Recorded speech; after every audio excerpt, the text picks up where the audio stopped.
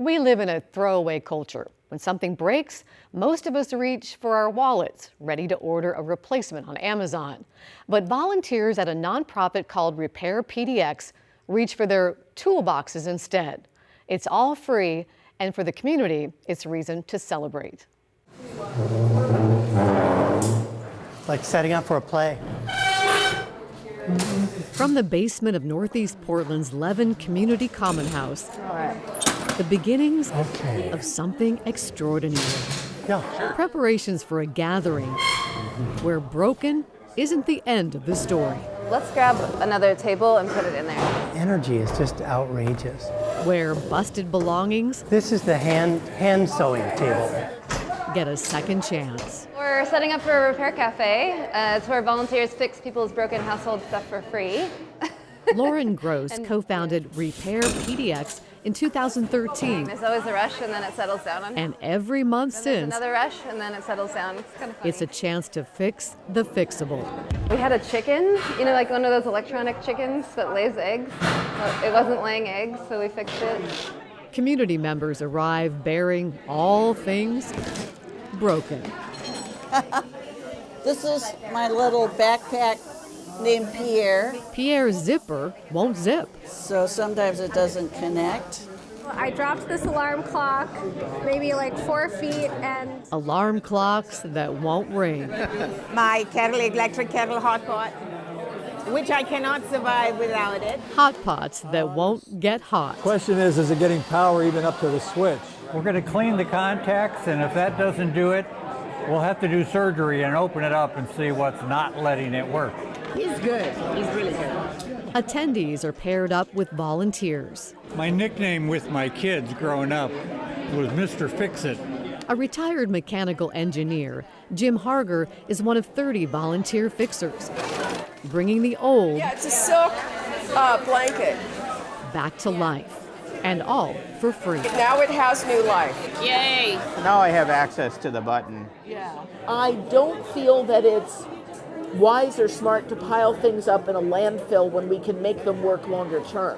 There's a plastic housing. Happy It's this little micro switch right here. to salvage the salvageable, keeping it out of the landfill. Not wasting things. So a lot of, there is no away. Our events are full of people who love fixing things and offering their Lauren gifts. got the idea for Repair PDX when she lived in the Netherlands and attended a repair cafe there, part of a movement initiated by Martina Postma in 2009. It was such a wonderful community feeling, and it was such an easy thing, like an easy concept to grasp. It was very much in line with my values. I brought in a KitchenAid stand mixer. Of the more than 5,000 items saved so far from the landfill, many have been KitchenAids. So I was making some bread, and then all of a sudden it just started, it was working really hard, and then it would stop running. For second-time volunteer Dan, it was his first mixer. And then I was in the middle of looking at YouTube for how to disassemble, and Jim walked by. Jim Carlisle Is there one washer on the shaft there? travels 45 miles to the Repair Cafe from Kaiser Okay, yeah. and mentors other volunteers.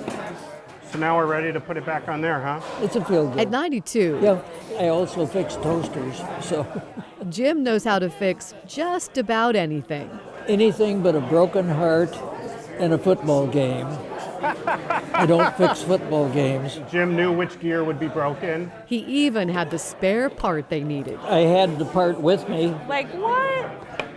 All right, you want to switch it on? Oh my goodness. To give this mixer Looks pretty good. another spin in life. Thank you. It's just incredible. Yeah. Not everything at the Repair Cafe plugs in. I brought in a handmade quilt that's about 40 years old and is coming apart in some places. I love hand sewing. At the Repair Cafe, a stitch in time saves more than 9. This is gorgeous. This is completely up my alley. Seamstress Erica saves a treasured heirloom. And here is something that, I tangibly know, okay, today I did something that made somebody's life a little bit better. A lot better, yeah. For volunteer Ray Campmeyer, feels like one of these two main A power chance to connections. teach his 8-year-old niece, Stella, broken doesn't have to mean it's time for the trash. I thought it's an important part of this whole process to instill in young kids early on that things can be repaired. We should be repairing things. Back to the not-so-hot hot pot. Is it warming up? Jim Harder's been repairing. Oh, yeah, it's definitely hot. It's hot. Oh, well, it's always good when we get it to actually work. Thank you. You can report that it was a great success. A 5-star review. The repair was simple-ish. And after some diagnosis, the silenced alarm clock just needed a reset. And I just needed to press a button. But it was worth it because now I know.